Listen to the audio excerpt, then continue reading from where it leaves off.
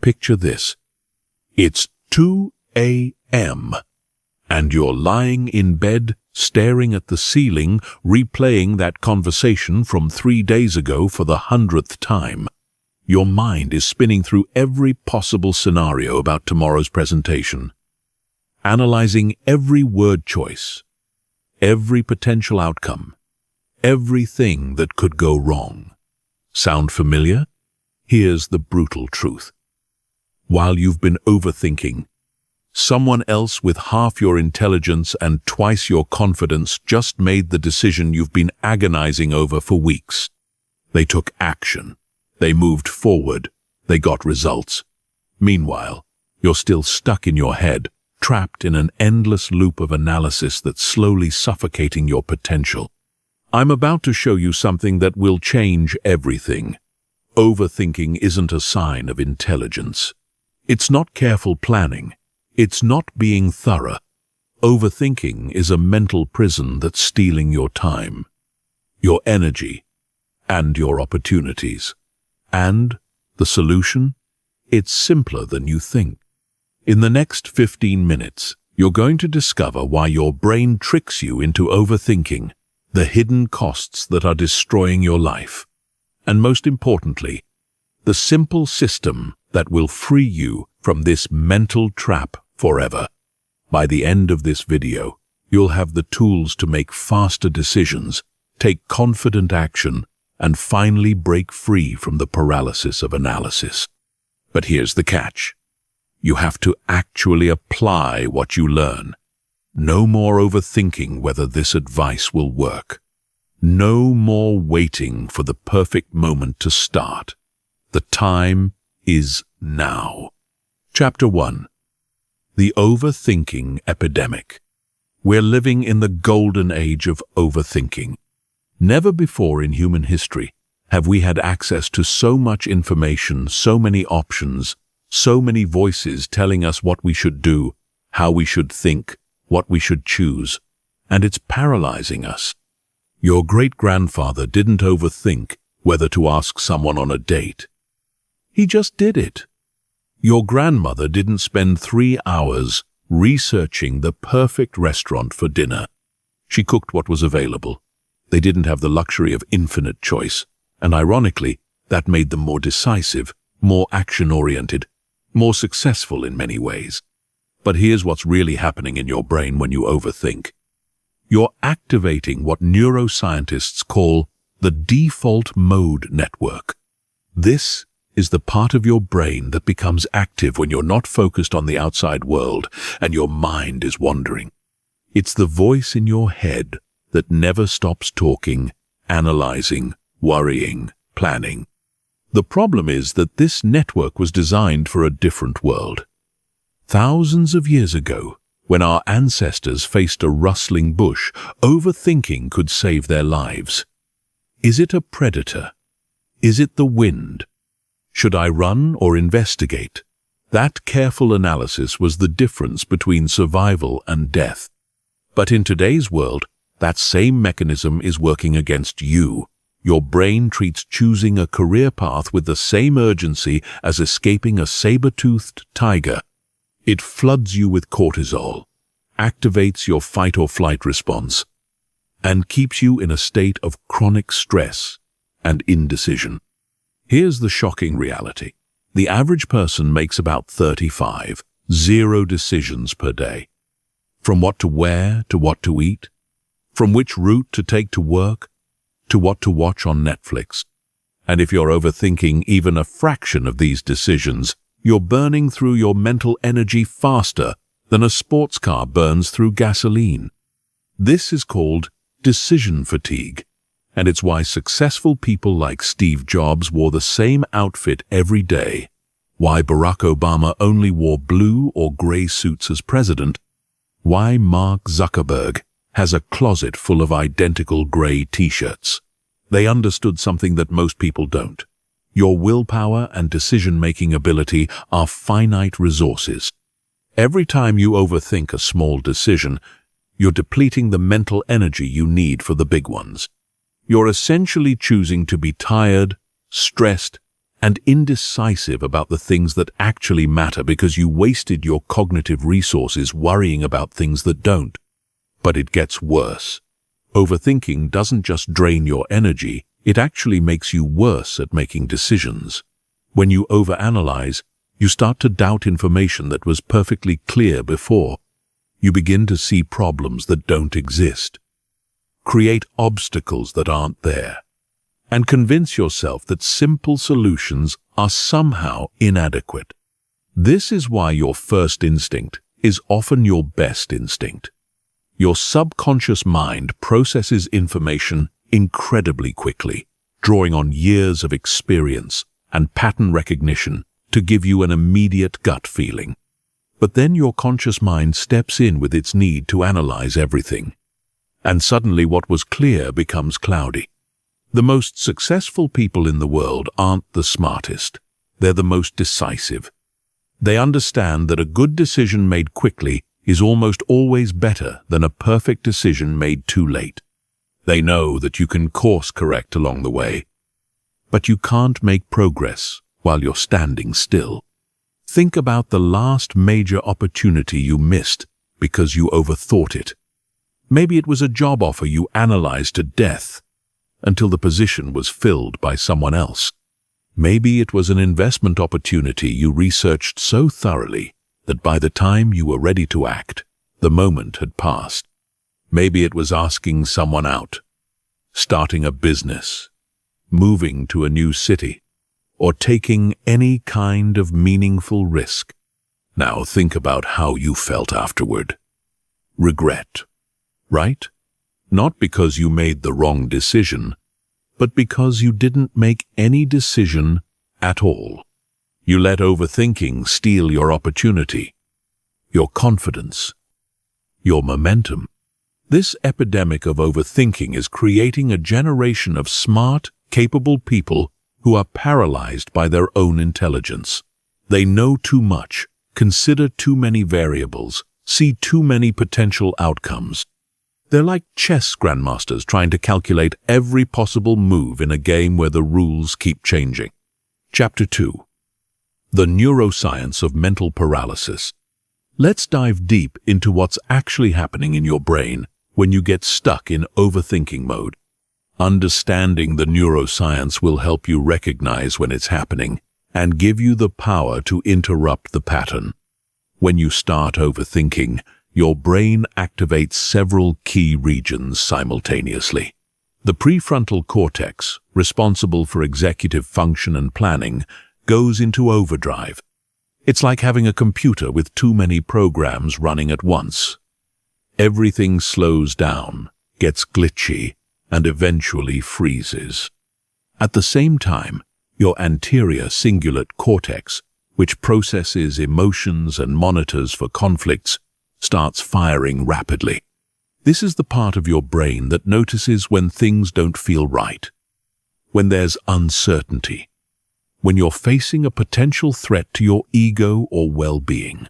It's essentially your internal alarm system, and when you overthink, it gets stuck in the on position. Meanwhile, your amygdala, the brain's fear center, begins releasing stress hormones like cortisol and adrenaline. These chemicals were designed to help you respond quickly to immediate physical threats. But when they're triggered by mental scenarios that may never happen, they create a state of chronic anxiety and hypervigilance. Here's where it gets really interesting. When your brain is in this overthinking state, it actually starts to form new neural pathways that reinforce the pattern. Every time you choose to analyze instead of act, you're literally rewiring your brain to be more indecisive in the future. It's like creating a mental rut that gets deeper every time you drive through it. This is why overthinking becomes addictive. Your brain starts to believe that more analysis equals better outcomes, even though research consistently shows the opposite. Studies have found that people who trust their gut instincts make better decisions than those who extensively deliberate, especially in complex situations with multiple variables. One of the most fascinating studies on this topic was conducted by researchers at the University of Amsterdam. They had participants choose between different cars based on multiple attributes. One group was asked to make an immediate decision, another was given time to consciously deliberate, and a third group was distracted with other tasks while their unconscious mind processed the information. The results were stunning. The group that was distracted and couldn't consciously overthink the decision actually made the best choices. Their unconscious minds were able to weigh all the factors without getting bogged down in analysis paralysis. This happens because your unconscious mind can process vastly more information than your conscious mind. While your conscious mind can handle about 7 pieces of information at once, your unconscious mind can process millions of pieces of data simultaneously. It's like comparing a calculator to a supercomputer. But here's the kicker.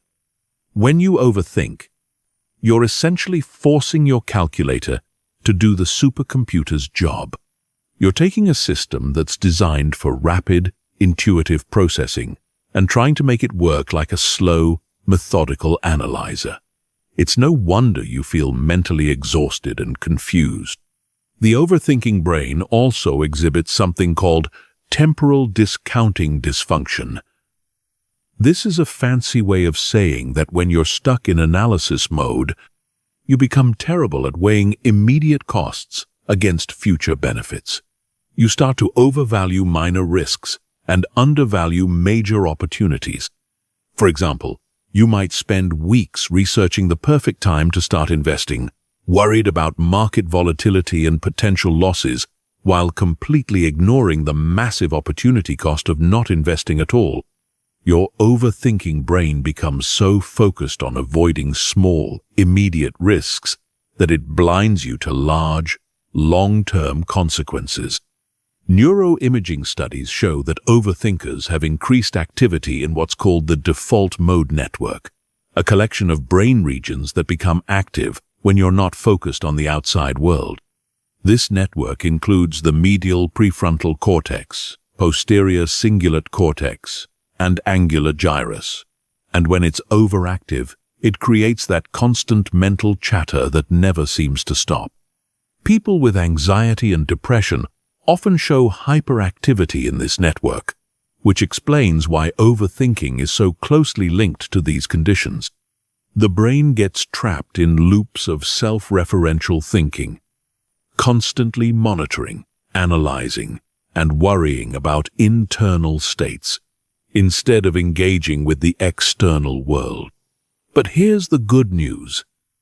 Neuroplasticity means your brain can change. Just as you've trained your brain to overthink through repetition, you can train it to be more decisive through different kinds of repetition. Every time you catch yourself overthinking and choose to take action instead, you're building new neural pathways that support quick, confident decision-making.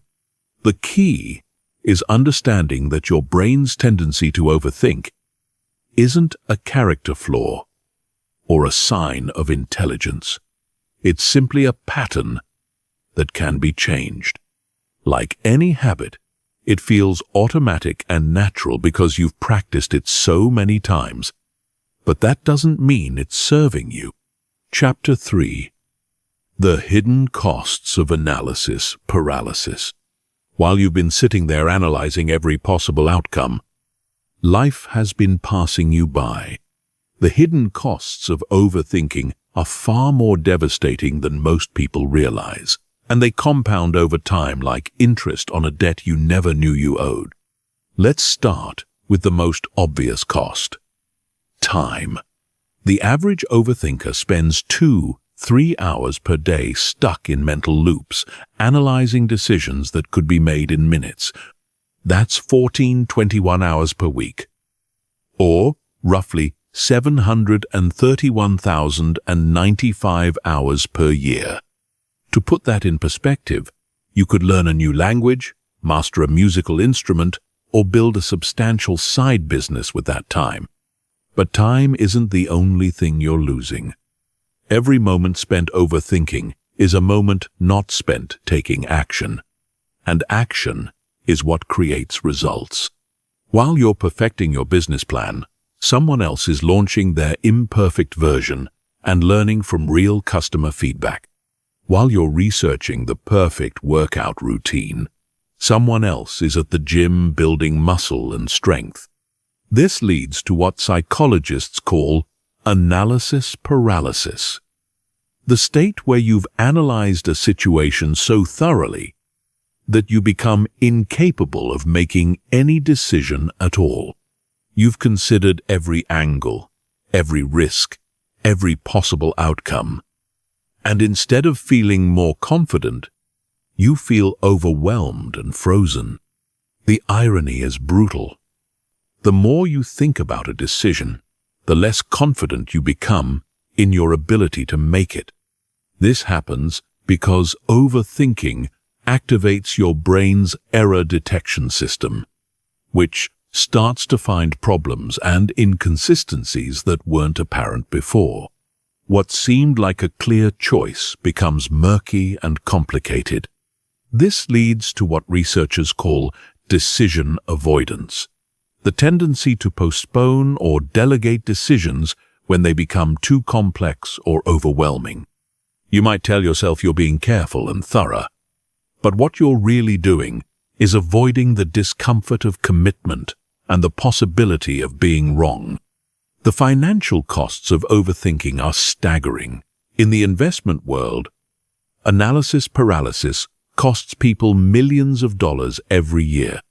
While overthinkers are researching the perfect stock, bond, or real estate investment, markets move, opportunities disappear, and compound interest works against them instead of for them. Career-wise, overthinking is equally destructive. How many promotions have you not pursued because you weren't ready yet? How many networking events have you skipped because you didn't know exactly what to say? How many business ideas have died in your head because you couldn't stop finding potential problems? The opportunity cost of overthinking is enormous because opportunities have expiration dates. The job opening won't wait for you to perfectly craft your application. The potential business partner won't wait for you to finish your analysis. The chance to invest in that property won't wait for you to research every possible risk. But perhaps the most devastating cost is psychological. Chronic overthinking erodes your confidence in your own judgment. Every time you second-guess yourself, every time you analyze a decision to death, every time you choose analysis over action, you're reinforcing the belief that you can't trust your own instincts. This creates a vicious cycle. The less you trust yourself, the more you feel the need to overthink. The more you overthink, the less confident you become. Over time, you develop what psychologists call learned helplessness, the belief that your actions don't matter, that outcomes are beyond your control, that you're powerless to create the life you want. Relationships suffer tremendously from overthinking. When you overanalyze every text message, every facial expression, every social interaction, you create problems that don't exist and misconnections that do. You become so focused on managing impressions and avoiding rejection that you forget to be authentic and present. The energy cost of overthinking is also significant. Your brain uses about 20% of your body's total energy, and when it's stuck in overdrive, that percentage increases dramatically. This is why a day of overthinking can leave you feeling more exhausted than a day of physical labor. You're literally burning yourself out without producing anything of value. Creativity and innovation are casualties of overthinking as well. When your mind is constantly analyzing and critiquing, there's no space for new ideas to emerge. You become so focused on what's practical, safe, and logical that you lose touch with what's possible, exciting, and revolutionary. The health impacts are real too. Chronic overthinking triggers the same stress response as real physical threats, flooding your system with cortisol and adrenaline. Over time, this leads to elevated blood pressure, weakened immune function, disrupted sleep, and increased risk of anxiety and depression. Social costs accumulate as well. Overthinkers often become boring conversationalists because they're so focused on saying the right thing that they say nothing interesting at all. They miss out on spontaneous adventures, last-minute opportunities, and the kind of experiences that create lasting memories and deep connections. Perhaps most tragically, overthinking robs you of the present moment. While your mind is spinning through past regrets and future worries, life is happening right now. You miss sunsets because you're worried about tomorrow's weather. You miss conversations because you're analyzing what you should say next. You miss opportunities for joy because you're focused on potential problems. The compound effect of these costs is staggering. Small decisions that could be made in seconds stretch into hours. Simple opportunities become complex problems. Clear paths become maze-like puzzles. And slowly, over months and years, overthinking transforms capable, intelligent people into hesitant, anxious, paralyzed versions of themselves. Chapter 4. Why your brain tricks you into overthinking. Your brain isn't trying to sabotage you when it falls into overthinking patterns. In fact, it's trying to protect you using mechanisms that were perfectly adapted for a world that no longer exists. Understanding why your brain defaults to overthinking will help you recognize when it's happening and give you the compassion to change the pattern without fighting against your own nature. The primary culprit is what evolutionary psychologists call the better safe than sorry principle. For millions of years, our ancestors survived by being cautious, by thinking through potential threats, by considering what could go wrong before taking action. The humans who rushed into unknown situations without analysis often didn't live long enough to pass on their genes. This cautious mindset served us well when the stakes were literally life and death. If you heard a noise in the bushes, it was better to spend time analyzing whether it was a predator than to ignore it and potentially become someone's dinner. If you were considering eating an unknown plant, extensive deliberation could save you from poisoning. But here's the problem. Your ancient brain doesn't distinguish between choosing a restaurant for dinner and escaping from a saber-toothed tiger. Both situations trigger the same analytical processes, the same caution mechanisms, the same tendency to consider every possible negative outcome. Modern life has created what researchers call a threat detection malfunction. Your brain's early warning system, which was calibrated for physical dangers that appeared suddenly and required immediate response, is now constantly activated by abstract, future-oriented concerns that may never actually materialize. When you're lying in bed worrying about a presentation next week, your brain is responding as if the audience is already there, judging you, waiting to pounce on your mistakes. When you're analyzing whether to ask someone on a date, your brain is treating potential rejection like a physical attack on your survival. This is compounded by what psychologists call the negativity bias, your brain's tendency to focus more on potential losses than potential gains. Studies show that people feel the pain of losing 100 more intensely than the pleasure of gaining 100. This bias made sense when resources were scarce and losing anything could mean starvation. But in today's abundant world, it often prevents us from taking beneficial risks. Your brain also has a built-in completion tendency. It wants to resolve open loops and answer unanswered questions. This is why you can't stop thinking about a problem until you've solved it, even when the problem doesn't actually need solving. Your brain perceives unresolved decisions as threats to your sense of control and competence. Social media and information overload have hijacked these natural tendencies. Your brain receives thousands of data points every day about what you should do, what you should want, what you should achieve. This creates what psychologists call choice overload, when having too many options actually makes decision-making harder, not easier. The famous jam study illustrated this perfectly. When shoppers were offered 24 varieties of jam to sample, only 3% made a purchase. But when they were offered just 6 varieties, 30% bought jam. More options led to more analysis, more comparison, more second-guessing, and ultimately more paralysis.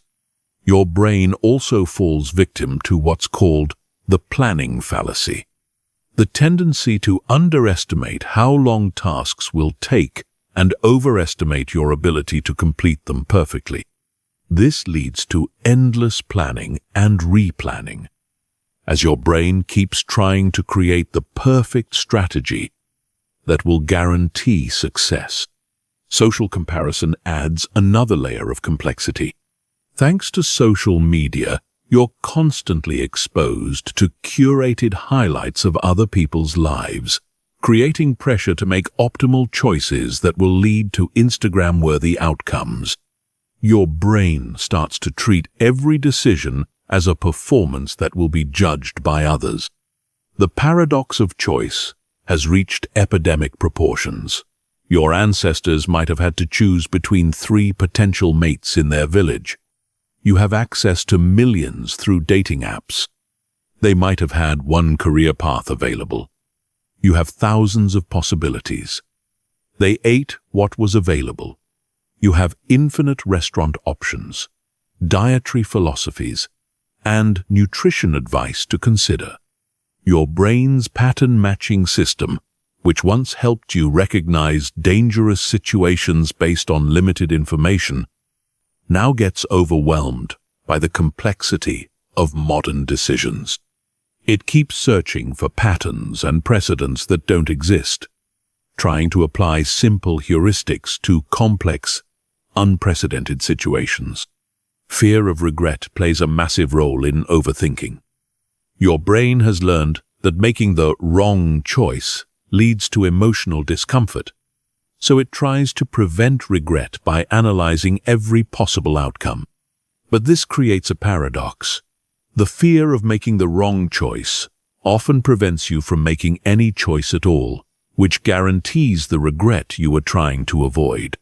The availability heuristic causes your brain to overweight recent or memorable information when making decisions. If you recently heard about someone's business failing, your brain will overestimate the likelihood of your own business failing. If you saw a news story about a plane crash, your brain will overestimate the dangers of flying, even though statistically you're much more likely to be injured driving to the airport. Perfectionism compounds all of these tendencies. Your brain starts to believe that there's one right answer to every question, one optimal choice in every situation. This creates impossible standards and endless analysis as you search for a perfect solution that probably doesn't exist. The confirmation bias kicks in during extended analysis periods. Your brain starts to seek information that confirms your existing fears or doubts while ignoring evidence that supports taking action. If you're scared of starting a business, you'll find every article about business failures while somehow missing all the success stories. Understanding these mechanisms isn't about judging your brain or trying to override its natural tendencies. It's about recognizing when these protective systems are working against you in modern contexts and developing strategies to work with your brain's nature while still taking decisive action. Chapter 5. The Illusion of Productive Thinking. Here's the most dangerous lie your brain tells you about overthinking: that it's productive. That all that mental spinning, analyzing, and planning is actually accomplishing something valuable. that you're being responsible, thorough, and intelligent by considering every angle before taking action. This illusion is so convincing that many overthinkers wear their analysis paralysis like a badge of honor. They tell themselves they're being careful, strategic, or thoughtful. They look at people who make quick decisions and judge them as impulsive, reckless, or shallow. But the research tells a completely different story. Studies consistently show that excessive deliberation leads to worse outcomes, not better ones. When researchers track decision quality over time, they find that people who trust their initial instincts and act quickly generally achieve better results than those who analyze extensively before acting. Why does this happen? Because thinking and doing activate completely different parts of your brain. When you're thinking about riding a bicycle, you use your prefrontal cortex to analyze balance, speed, and steering. But when you're actually riding a bicycle, you use your cerebellum and motor cortex to execute smooth, automatic movements. The thinking brain and the doing brain operate on entirely different systems. The same principle applies to every area of life. You can think about having a conversation with someone for hours, planning what you'll say, anticipating their responses, rehearsing your reactions. But the actual conversation will unfold based on real-time social cues, emotional dynamics, and spontaneous moments that no amount of pre-planning can predict. This is why the most charismatic people aren't the ones who plan out every word. They're the ones who stay present and respond authentically to whatever emerges. They trust their social intelligence to guide them in the moment rather than trying to script the interaction in advance. The illusion of productive thinking is reinforced by the fact that analysis feels like work. Your brain is active. You're using energy. You feel mentally engaged. But feeling busy isn't the same as being productive. You can spend 8 hours thinking about a problem and make zero progress towards solving it.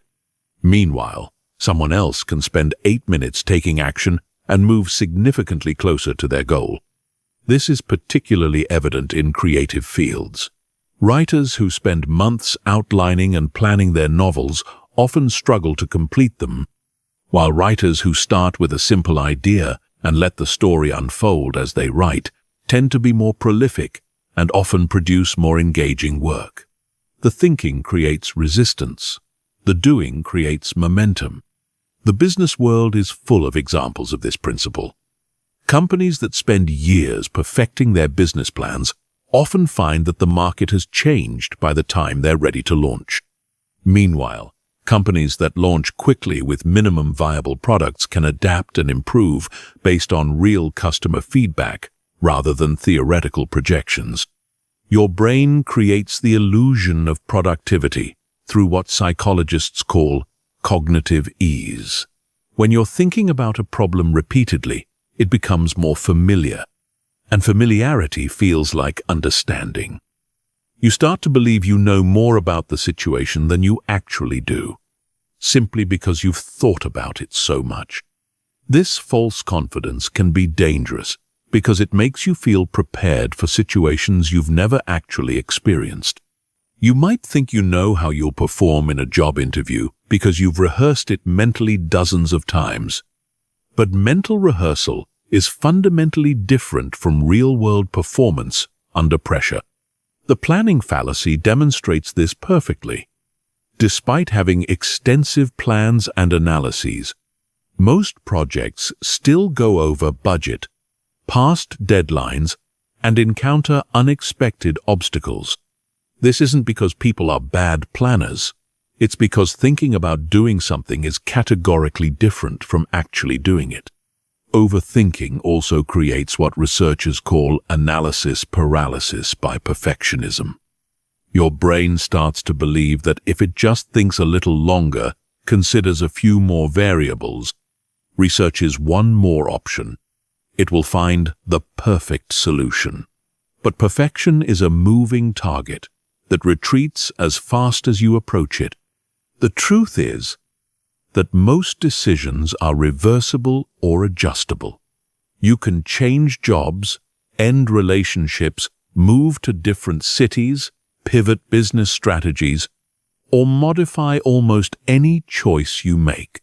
But overthinking treats every decision as permanent and catastrophic, which creates artificial pressure that leads to even more analysis. Real productivity comes from iteration, not ideation. It comes from trying something, learning from the results, adjusting your approach, and trying again. This cycle of action and feedback is how you actually improve, grow, and achieve your goals. Thinking alone, no matter how extensive or sophisticated, cannot substitute for this experiential learning process. The most successful entrepreneurs, athletes, and creatives understand this principle intuitively. They know that you can't think your way to mastery. You have to practice your way there. They embrace what tech companies call failing fast, trying things quickly, learning from what doesn't work, and iterating toward what does. This doesn't mean abandoning all planning or preparation. It means recognizing the difference between productive thinking that leads to action and unproductive thinking that substitutes for action. Productive thinking is focused, time-limited, and goal-oriented. It asks specific questions like, "What's the first step?" or "What information do I actually need to make this decision?" Unproductive thinking is circular, endless, and anxiety-driven. It asks impossible questions like, "What if everything goes wrong?" or "How can I guarantee this will work?" These questions feel important, but they're actually procrastination dressed up as preparation. The illusion of productive thinking is one of the most sophisticated forms of self-sabotage because it allows you to feel like you're making progress while actually standing still. Breaking free from this illusion requires honestly assessing whether your thinking is moving you toward action or away from it, whether it's solving problems or creating them, whether it's building confidence or eroding it. Chapter 6. The 2-Minute Decision Rule. Here's where everything changes. I'm about to give you the most powerful tool for breaking free from overthinking. And it's so simple that your brain will initially resist it because it seems too easy. But simplicity is exactly what makes it work. The 2-minute decision rule states this: if a decision can be made with the information you currently have and won't have irreversible, catastrophic consequences, give yourself exactly 2 minutes to decide. Not 2 hours, not 2 days, not 2 weeks. 2 minutes. Here's how it works in practice. Set a timer for 2 minutes. During those 2 minutes, you can consider the options, weigh the pros and cons, think through the immediate consequences. But when that timer goes off, you must make a decision. No extensions, no exceptions, no just 5 more minutes to think about it. The magic of this rule isn't in the time limit itself. It's in what the time limit forces your brain to do. When you know you only have 2 minutes, your mind automatically filters out irrelevant information and focuses on what actually matters. It stops trying to predict every possible future scenario and starts evaluating based on current reality. Your brain has 2 decision-making systems. System 1 is fast, intuitive, and based on pattern recognition and accumulated experience. System 2 is slow, analytical, and based on conscious reasoning. Overthinking happens when System 2 takes over decisions that System 1 is perfectly equipped to handle. The 2-minute rule forces you to rely more on System 1, which is actually superior for most life decisions. System 1 processes massive amounts of information instantly, drawing on everything you've learned, experienced, and observed throughout your life. It's like having access to a supercomputer that can analyze millions of variables in seconds. System 2, the analytical mind, can only handle about 7 pieces of information at once. When you give it a complex decision with multiple variables, it gets overwhelmed and starts creating artificial complications to justify its involvement. It's like asking a calculator to run a complex simulation. It's not designed for that kind of work. The beauty of the 2-minute rule is that it works for an enormous range of decisions. Should you take that job offer? 2 minutes is enough to consider the salary, the role, the company, the location, and how it aligns with your goals. Should you ask someone on a date? 2 minutes is more than enough to evaluate your interest, their apparent interest, and the potential for connection. Should you start that side business? 2 minutes can determine if you have the skills, the market demand, the initial resources, and the motivation to begin. Should you end a relationship that's not working? 2 minutes is sufficient to assess your happiness, your partner's happiness, your shared goals, and whether the issues are solvable.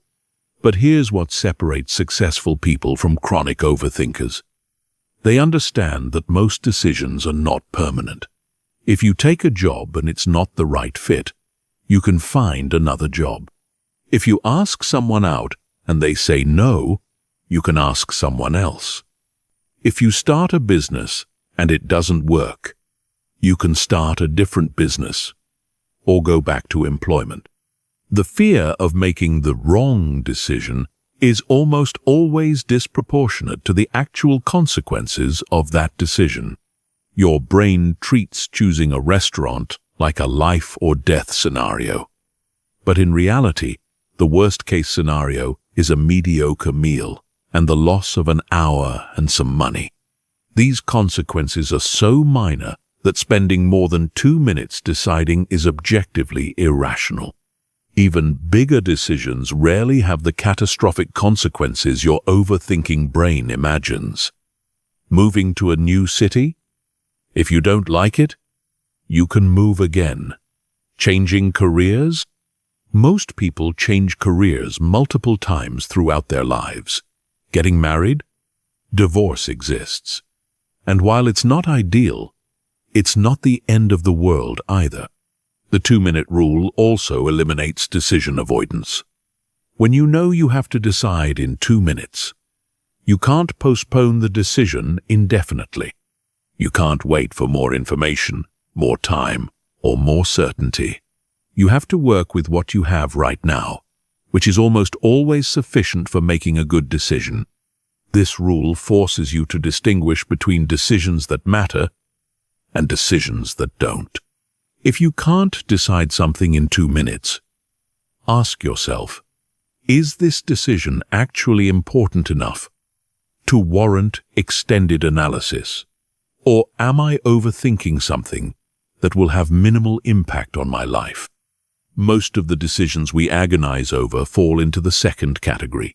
What to wear to work, what to have for lunch, which movie to watch, what to post on social media. These micro-decisions consume enormous amounts of mental energy despite having virtually no impact on our long-term well-being or success. The 2-minute rule also builds decision-making confidence.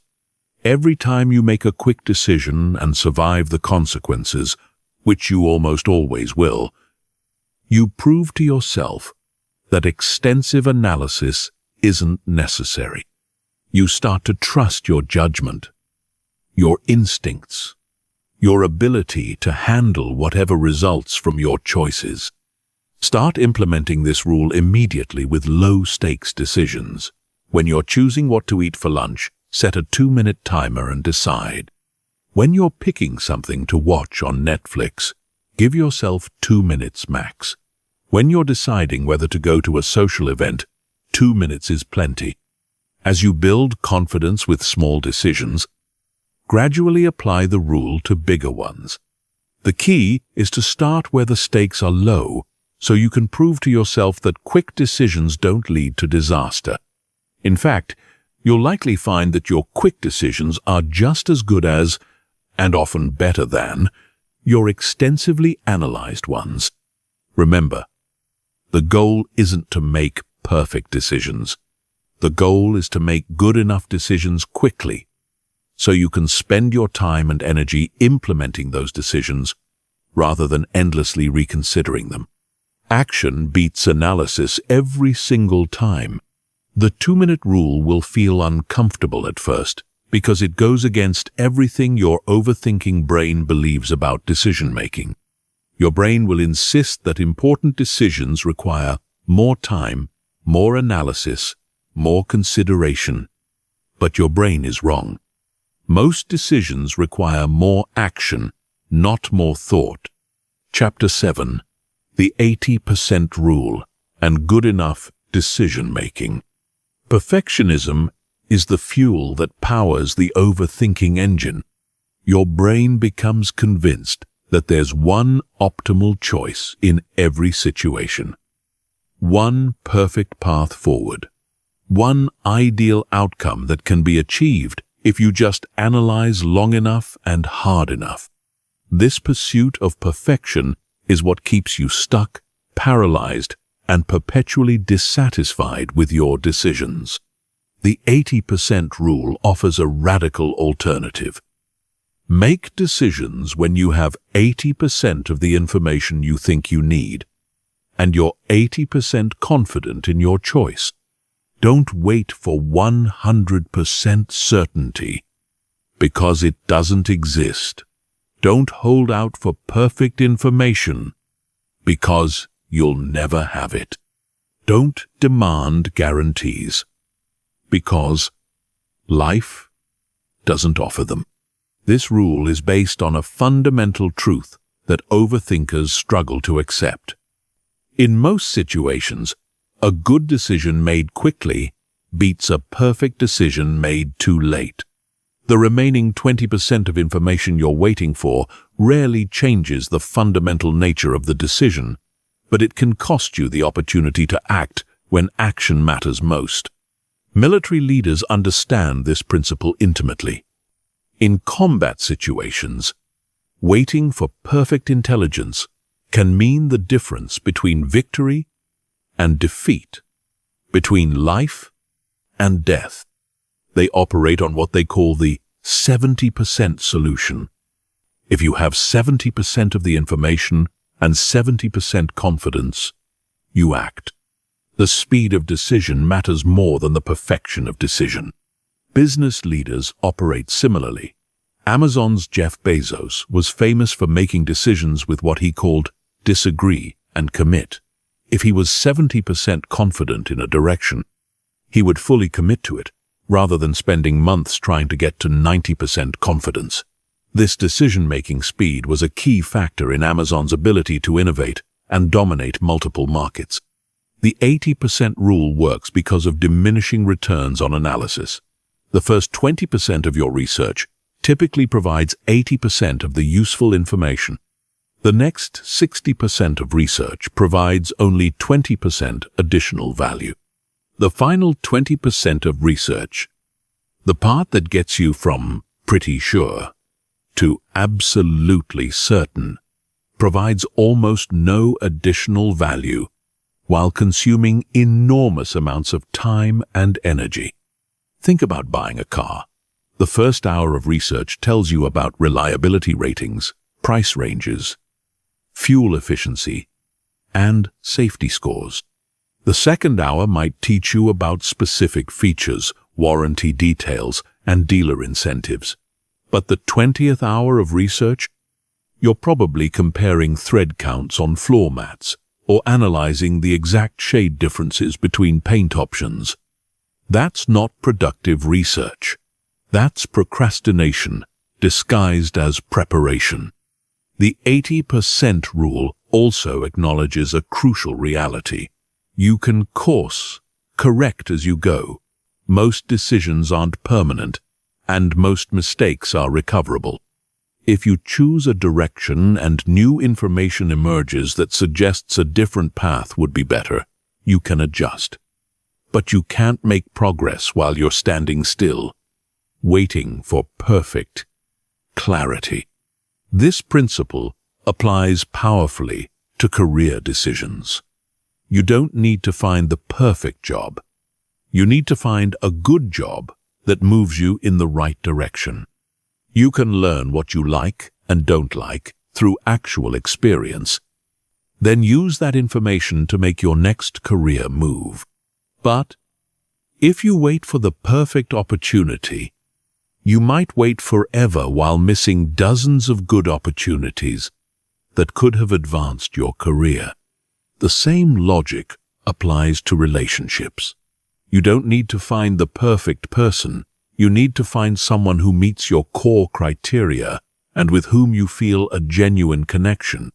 You can learn about compatibility through spending time together, not through endless analysis of their social media profiles or interrogation of mutual friends. Entrepreneurship is perhaps the perfect example of why the 80% rule matters. No business plan survives contact with real customers. No matter how thoroughly you research your market, your competitors, your pricing strategy, you won't know what actually works until you launch and start getting real-world feedback. The entrepreneurs who succeed are those who launch with good enough plans and iterate based on actual results. The 80% rule helps you avoid what researchers call information overload paralysis. When you have too much information, your brain struggles to process it all effectively. You start to weight minor factors equally with major ones. You begin to see patterns and problems that don't actually exist. You convince yourself that you need just a little more information to make the right choice. But here's the paradox. The more information you gather, the less confident you often become in your decision. This happens because additional information frequently introduces complexity rather than clarity. You start to see downsides you hadn't considered, alternatives you hadn't explored, variables you hadn't accounted for. This is why your first instinct is often your best instinct. Your initial reaction to a situation is based on rapid processing of the most relevant information, filtered through your experience and intuition. As you gather more information, you start second-guessing this initial assessment, even though it was likely more accurate than your overthought conclusion. The 80% rule also protects you from analysis paralysis by imposing a decision deadline. Once you reach 80% confidence, you stop researching and start acting. This prevents the endless deferral that characterizes chronic overthinking. Implementing the 80% rule requires developing comfort with uncertainty. You have to accept that you'll never have complete information, that some risk is inherent in every decision, that you can't control every outcome. This acceptance is liberating because it frees you from the impossible burden of trying to predict and prevent every possible negative consequence. Start practicing with decisions where the stakes are moderate. When you're choosing a vacation destination, stop researching when you're 80% sure about a place. When you're deciding whether to attend a social event, make the call when you're 80% confident about your preference. When you're considering a purchase, buy it when you're 80% satisfied with your research. The key is to recognize the difference between useful information and information gathering as procrastination. Useful information directly impacts your decision.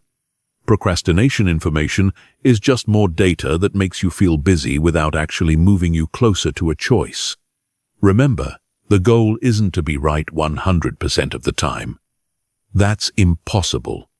The goal is to be right often enough that your quick decisions create better outcomes than your slow ones. And research consistently shows that people who make faster decisions with less information often achieve better results than those who analyze extensively before acting. The 80% rule teaches you to trust yourself, to value speed over perfection, and to embrace the iterative nature of life. You make the best decision you can with the information you have, then adjust course as new information emerges. This approach leads to faster progress, less stress, and surprisingly better outcomes than the perfectionist alternative. Chapter 8. Creating Decision. Deadlines that actually work. One of the most insidious aspects of overthinking is how it creates the illusion of productivity while actually preventing progress. You tell yourself you're still deciding or gathering more information, but what you're really doing is avoiding the discomfort of commitment. Decision deadlines cut through this self-deception by forcing action within a specific time frame. But not all decision deadlines work. Most people set arbitrary deadlines that their brains don't take seriously. Or they set unrealistic deadlines that create stress without promoting good decision-making. Effective decision deadlines have specific characteristics that make them psychologically compelling and practically useful. First, effective deadlines are tied to external consequences, not just internal preferences. If you tell yourself you'll decide about a job offer by the end of the week, your brain knows there's no real consequence for missing that deadline. But if the job offer expires at 5 p.m. on Friday, your brain treats that as a hard boundary that must be respected. This is why artificial scarcity works so effectively in marketing. When a sale is ending at midnight, when there are only 3 items left in stock, when an offer is available for the next 24 hours only, your brain shifts into decision mode. It stops analyzing and starts choosing because the window of opportunity is closing. You can create this same urgency for your own decisions by tying them to real external deadlines. If you're trying to decide whether to take a class, register by the early deadline to save money. If you're considering a career change, apply for jobs before the application deadlines close. If you're thinking about moving to a new city, book apartment viewings for a specific weekend trip. Second, effective deadlines are short enough to prevent overthinking but long enough to allow adequate consideration. For most personal decisions, this sweet spot is between 24 hours and 1 week. Shorter deadlines don't give you enough time to gather essential information. Longer deadlines give your brain too much time to spiral into analysis paralysis. The key is calibrating the deadline to the importance and complexity of the decision. Choosing a restaurant for dinner tonight gets a 15-minute deadline. Deciding whether to accept a job offer gets a 3-day deadline. Choosing whether to buy a house gets a 1-week deadline. The more important the decision, the longer the deadline, but never longer than necessary for adequate consideration. Third, effective deadlines include specific trigger points that move you from analysis to action. These are predetermined criteria that automatically shift you into decision mode. For example, I'll research vacation options for 2 hours, then book whichever destination seems most appealing. Or, I'll consider this relationship for 1 month, then decide whether to commit or end it. These trigger points prevent the endless deferral that characterizes overthinking. Your brain can't keep moving the goalposts because you've already defined what constitutes sufficient analysis. Once you hit the trigger point, you're committed to deciding regardless of whether you feel ready. Fourth, effective deadlines create accountability through external commitment. Tell someone about your deadline and ask them to check in with you. Post about it on social media. Write it down and put it somewhere visible. Make it harder to ignore or rationalize away your deadline by involving other people in holding you accountable. This external accountability is crucial because your overthinking brain is incredibly skilled at creating excuses for why just a little more time would be helpful. It will convince you that unexpected information has emerged, that the situation has become more complex, that you need to consider new variables. External accountability helps you recognize these excuses for what they are. Fifth, effective deadlines include predetermined consequences for missing the deadline. If you don't decide by your deadline, what happens? Maybe you automatically choose the first option you considered. Maybe you ask someone else to decide for you. Maybe you eliminate the option that's causing the most analysis paralysis. These consequences don't need to be punitive. They just need to be automatic and predefined. The goal is to make inaction more uncomfortable than action, to create a situation where deciding feels easier than continuing to deliberate. For major life decisions, consider using what I call graduated deadlines. Break the decision into phases, each with its own deadline. Phase 1 might be gathering basic information within 3 days. Phase 2 might be narrowing down to 2 options within a week. Phase 3 might be making the final choice within 10 days. This approach prevents the overwhelming feeling that comes with trying to make a complex decision all at once, while still maintaining forward momentum. Each phase deadline creates urgency while the overall structure ensures steady progress toward a final decision. Decision deadlines also work because they force you to clarify your decision criteria up front. When you know you have limited time to decide, you naturally focus on the factors that matter most. You stop getting distracted by minor details and concentrate on major considerations. This clarity is valuable even beyond the immediate decision. By understanding what criteria matter most to you, you develop better self-knowledge and can make future decisions more quickly and confidently. One powerful technique is the default option deadline strategy. When you're struggling to choose between multiple options, designate one as your default choice. If you haven't actively chosen something else by your deadline, you automatically go with the default. This removes the pressure of making an active decision while still ensuring that you don't remain stuck in analysis indefinitely. The default option should be the choice that seems most reasonable with current information, the one you'd pick if you had to decide right now. This approach acknowledges that sometimes the best decision is simply making any decision and moving forward. For decisions that seem impossibly complex, try the elimination deadline approach. Instead of trying to choose the best option, focus on eliminating the worst options by specific deadlines. Day 1. Eliminate any options that don't meet your basic requirements. Day 3.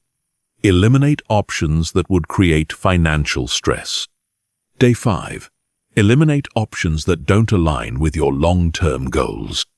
This process of elimination often leaves you with one clear choice, or at least narrows the field enough that the final decision becomes much easier. Remember, the purpose of decision deadlines isn't to force you into bad choices.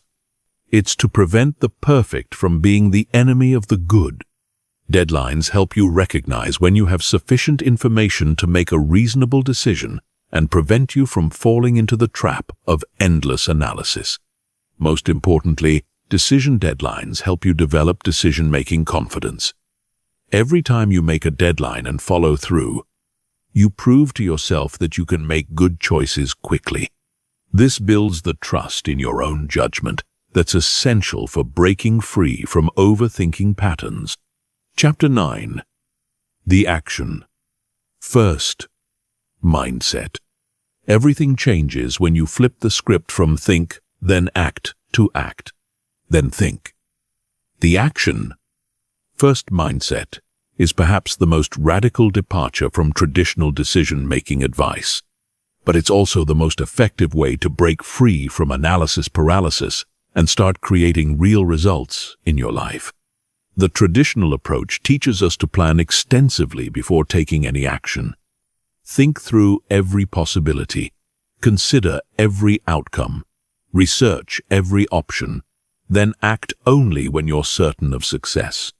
This sounds reasonable, but it's based on a fundamental misunderstanding of how learning and progress actually work. Real learning happens through experience, not analysis. You can read every book about swimming, watch every instructional video, study every technique, but you won't actually know how to swim until you get in the water and start moving. The same principle applies to every meaningful skill and life decision. The action-first mindset recognizes that action generates information that thinking alone cannot provide. When you start before you're ready, when you begin before you feel prepared, when you act despite uncertainty, you gain access to feedback, data, and insights that no amount of pre-planning could have revealed. This is why minimum viable products are so powerful in business. Instead of spending months or years perfecting a product based on theoretical customer needs, companies launch basic versions quickly and improve them based on real customer feedback. This approach consistently produces better results than extensive upfront planning. The same strategy works for personal decisions. Instead of spending months researching the perfect career path, start taking small actions in directions that interest you. Volunteer in that field. Take a relevant class. Interview people who do that work. Shadow someone for a day. These actions will teach you more about whether it's the right fit than any amount of abstract research. The action-first mindset also leverages what psychologists call implementation intention. When you commit to taking specific actions by specific dates, your brain automatically starts scanning for opportunities and resources to support those actions. You become more likely to notice relevant information, meet helpful people, and discover unexpected possibilities. This happens because action creates momentum, and momentum attracts resources. When you're actively working towards something, people can see your commitment and are more likely to offer help, advice, or opportunities. When you're just thinking about something, there's nothing visible for others to support. Consider the difference between saying, "I'm thinking about starting a business," and saying, "I'm launching my business next month." The first statement invites casual conversation but no real support. The second statement signals serious intent and often generates offers of help, connections, and resources. The action-first mindset doesn't mean acting recklessly or without any consideration. It means taking the smallest possible action that will generate useful information or move you in your desired direction. These small actions compound over time into significant progress, while small amounts of thinking compound into nothing but mental fatigue.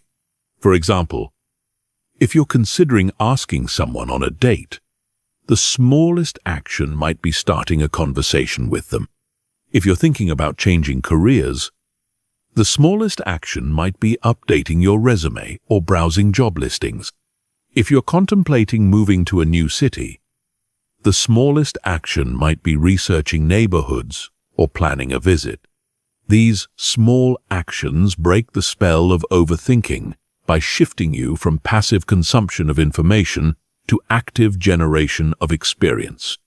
They move you from the realm of possibility into the realm of reality, where you can get actual feedback rather than theoretical projections.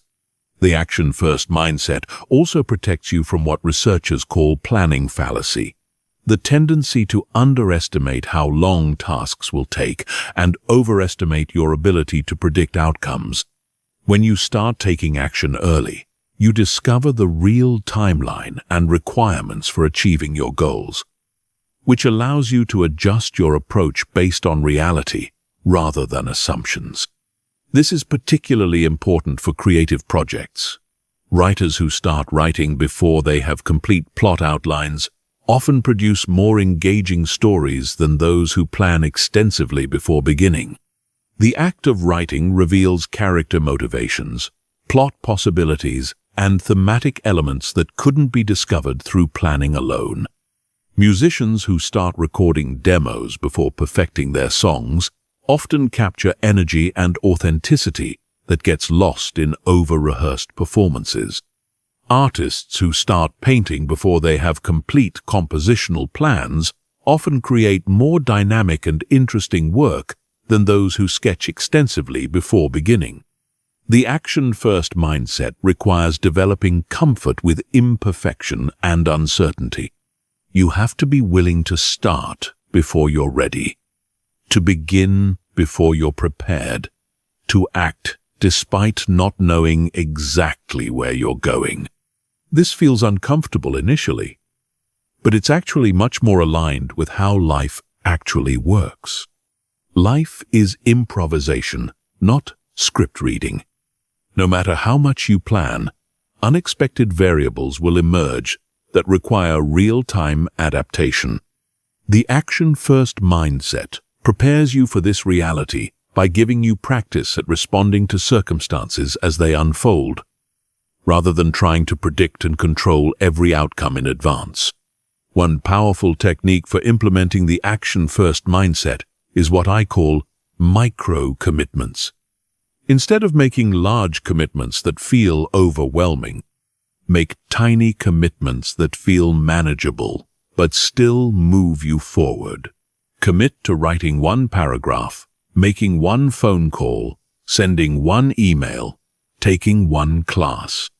These micro-commitments are easy to fulfill, which builds confidence and momentum. They also generate small amounts of feedback and progress, which accumulate over time into significant results. Most importantly, they break the pattern of analysis paralysis by requiring action instead of endless consideration. Another key technique is time boxing your thinking. Give yourself a specific, limited amount of time to consider a decision or plan a project. Then take action, regardless of whether you feel ready. You might spend 30 minutes researching restaurants, then pick one and make a reservation. You might spend 2 hours planning a business idea, then register a domain name and start building a website. The action-first mindset transforms failure from something to be avoided into something to be leveraged. When you act quickly and fail quickly, you learn quickly. You discover what doesn't work while you still have time and energy to try different approaches. This rapid iteration leads to faster learning and better outcomes than slow, cautious planning. Most importantly, the action-first mindset builds the kind of confidence that comes from proven capability rather than theoretical knowledge. When you've successfully navigated uncertainty, adapted to changing circumstances, and achieved results through action, you develop unshakable confidence in your ability to handle whatever life throws at you. This confidence is qualitatively different from the false confidence that comes from extensive planning. Planned confidence is brittle. It shatters when reality doesn't match your projections. Action-based confidence is resilient. It grows stronger when you successfully adapt to unexpected circumstances. Chapter 10. Emergency Protocols for Overthinking Attacks. Even with the best preventive strategies, you'll still experience moments when your brain spirals into overthinking mode. These are what I call overthinking attacks. Sudden episodes where your mind starts racing through endless scenarios. Your stress levels spike, and you feel paralyzed by the complexity of a situation. Having emergency protocols ready for these moments can help you break the pattern quickly and regain your ability to think clearly and act decisively. The first step in any emergency protocol is recognition. You need to develop the ability to catch yourself in the middle of an overthinking attack rather than getting swept away by it. The earlier you recognize what's happening, the easier it is to interrupt the pattern and redirect your mental energy. Common signs of an overthinking attack include your heart rate increasing as you think about a situation, your mind jumping rapidly between different scenarios or outcomes, feeling overwhelmed by the number of variables to consider, having the same thoughts loop repeatedly without resolution, feeling physically tense or restless while thinking, or finding yourself researching the same topics obsessively without making progress. Once you recognize that you're in overthinking mode, the first emergency protocol is what I call the circuit breaker. Just like an electrical circuit breaker stops dangerous power surges, this technique stops dangerous thought surges before they can do damage to your decision-making capability. The circuit breaker has 3 steps: stop, breathe, and ground. First, literally say, stop, out loud or in your head. This interrupts the thought pattern and creates a moment of awareness. Second, take 5 deep breaths, focusing only on the sensation of air entering and leaving your lungs. This activates your parasympathetic nervous system and reduces stress hormones. Third, ground yourself by naming 5 things you can see, 4 things you can touch, 3 things you can hear, 2 things you can smell, and 1 thing you can taste. This grounding technique, known as the 5-4-3-2-1 method, pulls your attention away from abstract worries and back to present moment reality. It's almost impossible to overthink about future scenarios when you're fully engaged with immediate sensory experience. The second emergency protocol is the 2-question filter. When you're overwhelmed by the complexity of a situation, ask yourself only 2 questions.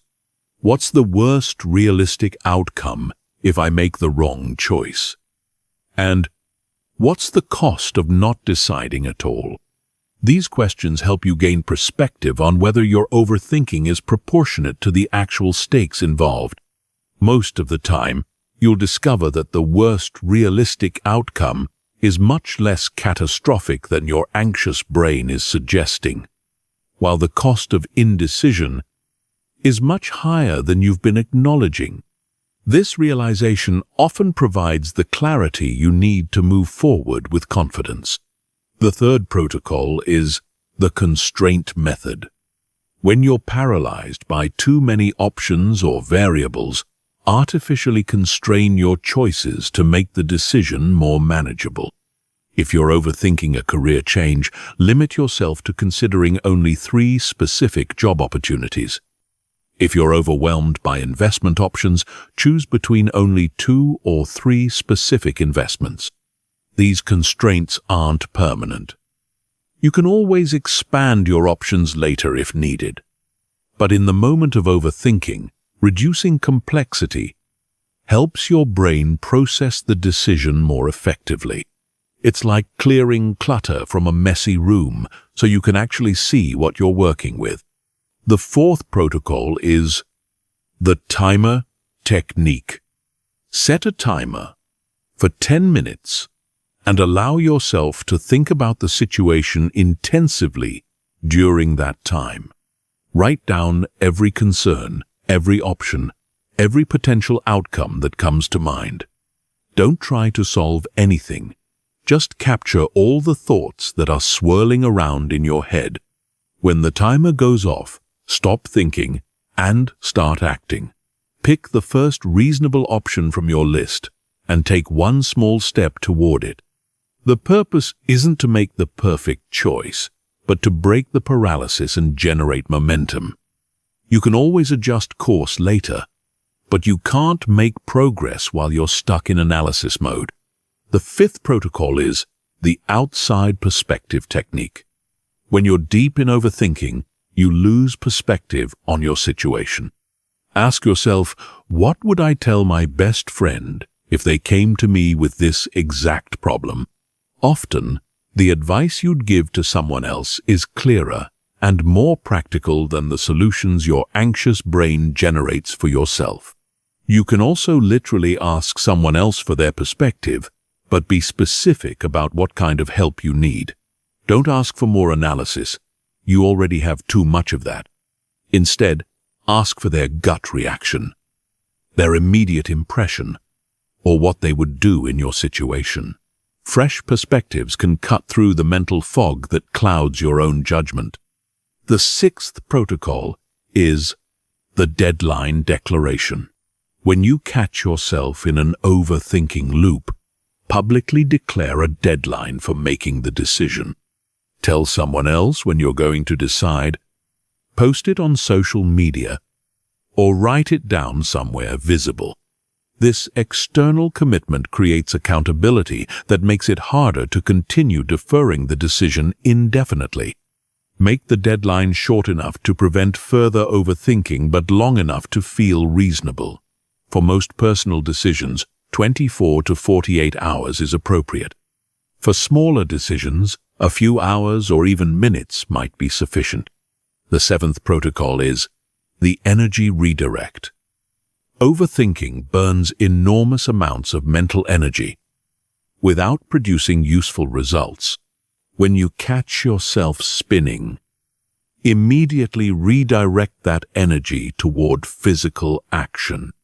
Go for a walk, do jumping jacks, clean your room, organize your desk, or engage in any activity that requires physical movement and attention. This serves multiple purposes. It interrupts the thought pattern. It burns off stress hormones through physical activity. It often provides mental clarity through the meditative aspects of repetitive tasks. And it gives you a sense of accomplishment and control that counters the helplessness of analysis paralysis. The eighth protocol is the worst-case planning.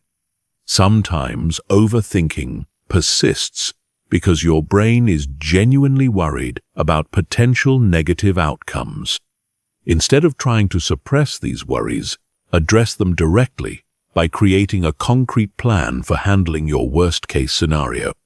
Spend 15 minutes writing out exactly what you would do if your feared outcome actually occurred. How would you handle it? What resources would you use? Who would you ask for help? What would your next steps be? This planning often reveals that even worst-case scenarios are manageable, which reduces anxiety and frees you to make decisions with greater confidence. Remember, these emergency protocols are tools, not permanent solutions. The goal is to interrupt the overthinking pattern long enough to regain your equilibrium and decision-making capability. With practice, you'll get better at recognizing overthinking attacks early and deploying the appropriate protocol before the pattern becomes entrenched. The key is having these protocols ready before you need them. Write them down, practice them during calm moments, and make them as automatic as possible. When you're in the middle of an overthinking attack, you won't have the mental clarity to figure out what to do. You need to rely on prepared responses that you can execute without additional analysis. Chapter 11. Retraining your decision. Making muscles. Your decision-making ability is like a muscle that's been weakened by years of overthinking. Just as you wouldn't expect to run a marathon after months of sitting on the couch, you can't expect to make confident, quick decisions immediately after years of analysis paralysis. You need to systematically retrain your decision-making muscles through progressive exercises that build strength, speed, and confidence. The first exercise in this retraining program is what I call decision sprints. These are rapid-fire decision-making sessions where you force yourself to make multiple small decisions as quickly as possible. Set a timer for 5 minutes and make 20 decisions during that time. What to wear tomorrow, what to have for breakfast, which book to read next, what movie to watch, which route to take to work. The key is speed, not perfection. You're not trying to make optimal choices, you're trying to build the neural pathways that support quick decision-making. Each rapid decision strengthens your ability to trust your instincts and act without extensive analysis. Start with decisions that have minimal consequences. If you choose the wrong shirt or breakfast, the impact on your life is negligible. This low-stakes environment allows you to practice decision-making without the fear and anxiety that typically trigger overthinking. As you build confidence with small decisions, you can gradually apply the same speed to larger ones. The second exercise is option elimination training. Instead of trying to choose the best option from many possibilities, practice systematically eliminating options until only one remains. This approach is often easier psychologically because elimination feels less risky than selection. For example, if you're choosing a restaurant, start by eliminating cuisines you're not in the mood for, then eliminate places that are too expensive or too far away. Then eliminate places with poor reviews. Usually, this process leaves you with one or two clear choices, making the final decision much easier. This technique works because elimination uses different mental processes than selection. When you're eliminating options, you're focused on what you don't want, which is often clearer than what you do want. When you're selecting options, you're trying to predict future satisfaction, which involves much more uncertainty and analysis. The third exercise is constraint training. Deliberately impose artificial constraints on your decisions to make them easier and faster. Give yourself a budget limit, a time limit, a geographic limit, or any other boundary that reduces the number of variables you need to consider. For instance, if you're choosing a vacation destination, constrain yourself to places within a 4-hour flight, or places that cost less than a specific amount, or places you can visit during a particular season. These constraints dramatically reduce the complexity of the decision while still preserving meaningful choices. Constraints are powerful because they eliminate what researchers call choice overload. When you have too many options, your brain struggles to process them effectively and often defaults to avoiding the decision altogether. Constraints create what psychologists call satisficing, choosing the first option that meets your criteria rather than trying to find the perfect option. The fourth exercise is deadline training. Practice making decisions within artificially imposed time limits that gradually decrease over time. Start by giving yourself 1 hour to make decisions that you would normally spend days considering. Then reduce it to 30 minutes, then 15 minutes, then 5 minutes. This progressive reduction forces your brain to become more efficient at processing decision-relevant information while filtering out irrelevant details. You learn to focus on what truly matters, rather than getting lost in minor considerations that don't significantly impact the outcome. The key is to start with a time frame that feels challenging but achievable, then gradually reduce it as your confidence grows. If you currently spend 3 days deciding whether to attend a social event, start by limiting yourself to 3 hours, then 1 hour, then 30 minutes. The fifth exercise is gut check training. Before making any decision, take a moment to notice your immediate, instinctive reaction to each option. What does your gut tell you? What feels right? What creates excitement versus anxiety? Then compare this gut reaction to your analytical assessment. Over time, you'll likely discover that your gut instincts are remarkably accurate. often more so than your analytical conclusions. This happens because your intuition processes vast amounts of information unconsciously, drawing on patterns and experiences that your conscious mind can't easily access. Start tracking the outcomes of decisions made primarily through gut instinct versus those made through extensive analysis. Most people are surprised to discover that their intuitive decisions often turn out better than their carefully analyzed ones. The sixth exercise is past decision analysis. Review major decisions you've made in the past and categorize them based on how much time you spent analyzing them before acting. Then honestly assess the outcomes. Did the decisions you spent more time analyzing turn out better than the ones you made quickly? This exercise often reveals that there's little correlation between analysis time and decision quality. In fact, many people discover that their quick decisions turned out better because they were based on clearer priorities and stronger instincts before doubt and complexity clouded their judgment. This analysis helps build confidence in your natural decision-making ability and reduces the fear that quick decisions lead to poor outcomes. It provides evidence that extensive analysis doesn't necessarily improve results and may actually make them worse. The seventh exercise is decision momentum building. Instead of treating each decision as an isolated event, practice making decisions in clusters. When you successfully make one quick decision, immediately make another one while you're still in decisive mode. This capitalizes on what psychologists call behavioral momentum, the tendency for actions to build on themselves. When you're in action mode, it's easier to continue acting. When you're in analysis mode, it's easier to continue analyzing. By clustering your decisions, you can maintain momentum and avoid falling back into overthinking patterns. The eighth exercise is confidence calibration. After making quick decisions, predict how confident you'll feel about the choice in 1 week. Then actually check back in a week and assess your actual confidence level.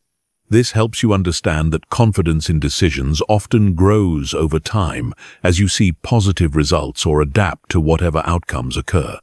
Most people discover that they feel more confident about their quick decisions after living with them for a while, even when the outcomes aren't perfect. This happens because taking action creates a sense of agency and control that analysis alone cannot provide.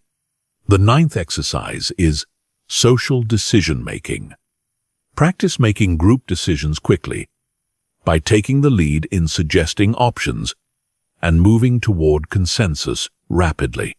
Instead of endlessly discussing where to go for dinner or what movie to watch, practice saying, "How about we try that new Italian place?"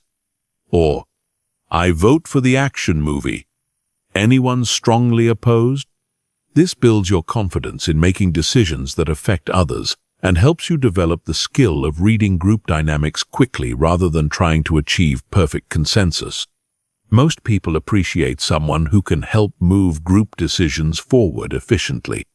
The final exercise is decision documentation. Keep a simple log of the decisions you make using these techniques, noting the method used, the outcome, and how you felt about the process. This creates a record of success that you can reference when doubt creeps in. Over time, this documentation will show you that quick decisions generally lead to good outcomes, and that the anxiety you feel about rapid decision-making is disproportionate to the actual risks involved. This evidence-based confidence is much more durable than confidence based on theory or wishful thinking. Remember, retraining your decision-making muscles is a gradual process. Don't expect immediate perfection. Like physical exercise, you may feel uncomfortable or awkward at first. But consistency will build strength and fluency. The goal is progress, not perfection, and every quick decision you make strengthens your ability to make the next one even faster and with greater confidence. Chapter 12. The Art of Strategic Ignorance. In our information-saturated world, one of the most counterintuitive skills you can develop is the ability to deliberately ignore information that won't improve your decisions. This isn't about being willfully ignorant or avoiding important facts. It's about recognizing that more information often leads to worse decisions, not better ones. Strategic ignorance is the practice of consciously limiting your information intake to only what's directly relevant to the decision at hand. It's about understanding that your brain has limited processing capacity and that filling it with irrelevant information reduces your ability to focus on what actually matters. Think about how professional athletes perform under pressure. A basketball player shooting a free throw doesn't analyze the crowd noise, the opposing team's strategy, the implications of missing the shot, or the complex physics of ball trajectory. They focus on a few key elements: their stance, their grip, their target, and their rhythm. Everything else is strategically ignored. The same principle applies to decision-making. When you're choosing between job offers, you don't need to research the company's stock performance over the past decade, read every employee review on Glassdoor, or analyze the economic trends in the industry. You need to focus on salary, role responsibilities, growth opportunities, company culture, and how the position aligns with your career goals. The challenge is that your brain resists strategic ignorance because gathering information feels productive and important. Your overthinking mind convinces you that you need to know everything about a situation before making a decision. But this comprehensive approach often leads to information overload, where you become less capable of making good decisions, not more. Research in decision science consistently shows that people who have access to more information often make worse choices than those who focus on a few key factors. This happens because additional information introduces noise that obscures the signal, creates false patterns that mislead judgment, and overwhelms the brain's processing capacity.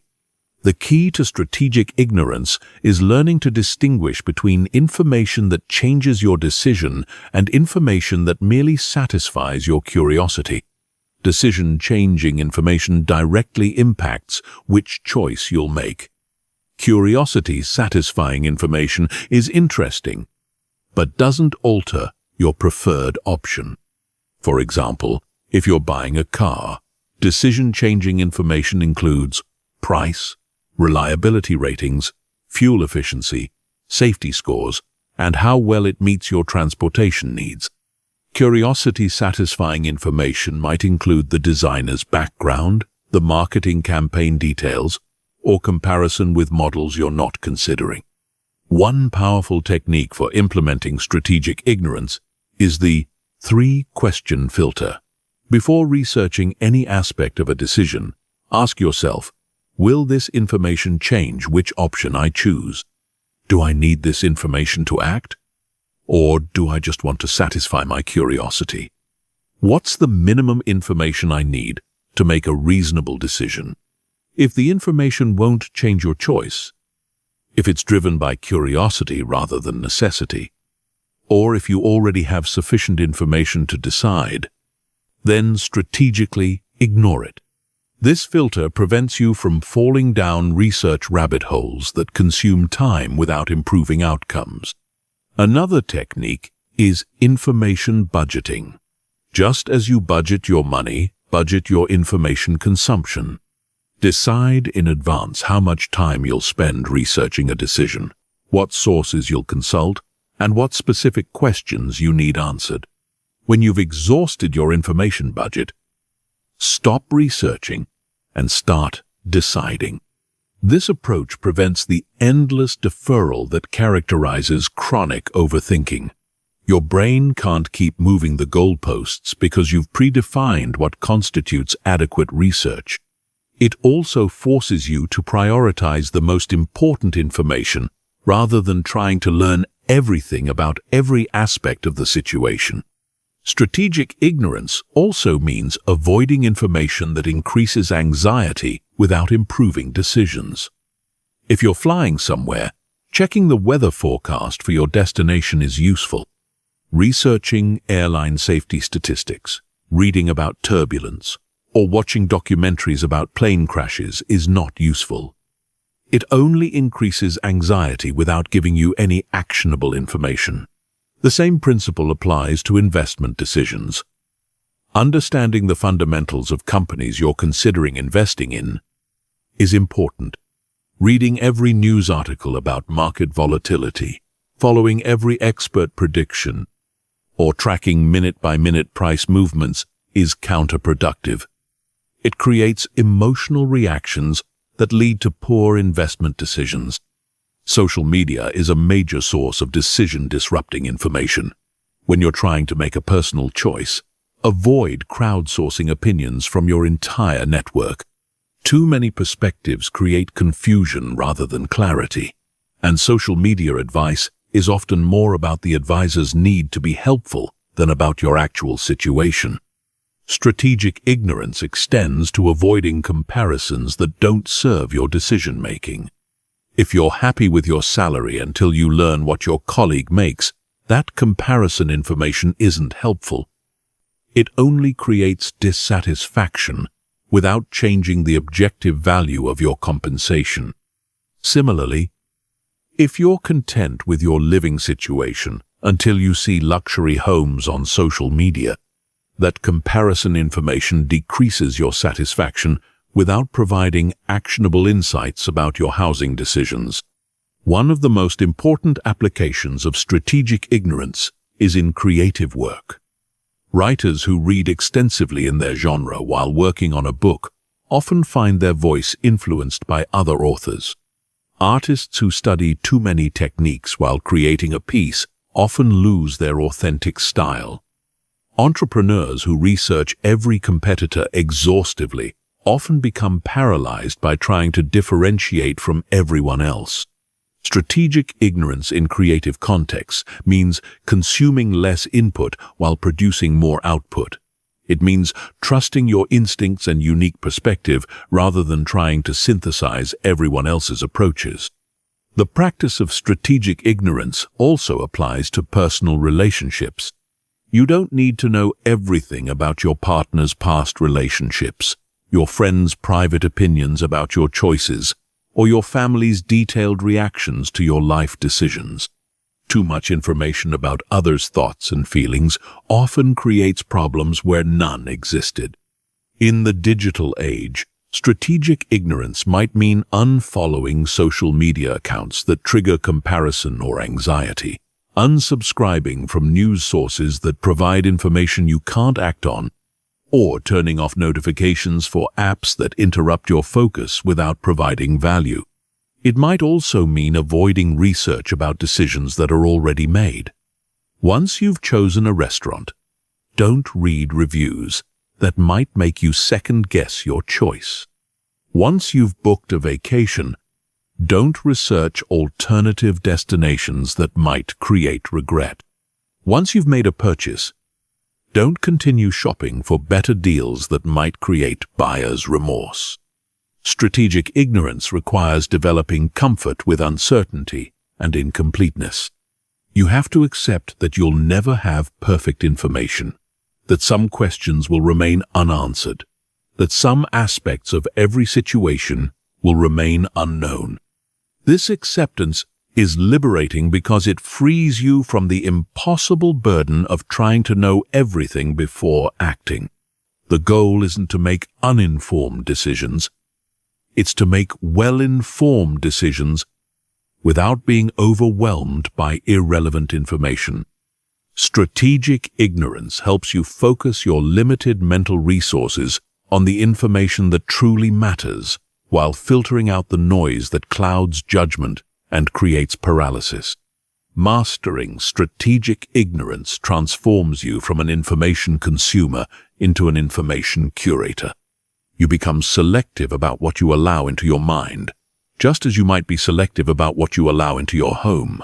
This selectivity leads to clearer thinking, faster decisions, and better outcomes. Chapter 13. Building Unshakable Decision. Confidence. The ultimate goal of overcoming overthinking isn't just to make faster decisions, it's to make decisions with complete confidence in your ability to handle whatever outcomes arise. This kind of unshakable decision, confidence doesn't come from always being right. It comes from knowing that you can adapt, learn, and thrive, regardless of how any particular decision turns out. Most people try to build confidence by trying to guarantee positive outcomes. But this approach is fundamentally flawed because outcomes are rarely entirely within your control. Market conditions change. Other people make unexpected choices. Circumstances shift in ways you couldn't predict. If your confidence depends on controlling outcomes, it will always be fragile and temporary. True decision confidence is based on trust in your ability to respond effectively to whatever happens, not on your ability to predict what will happen. It's the difference between trying to control the weather and knowing you can handle any weather that comes your way.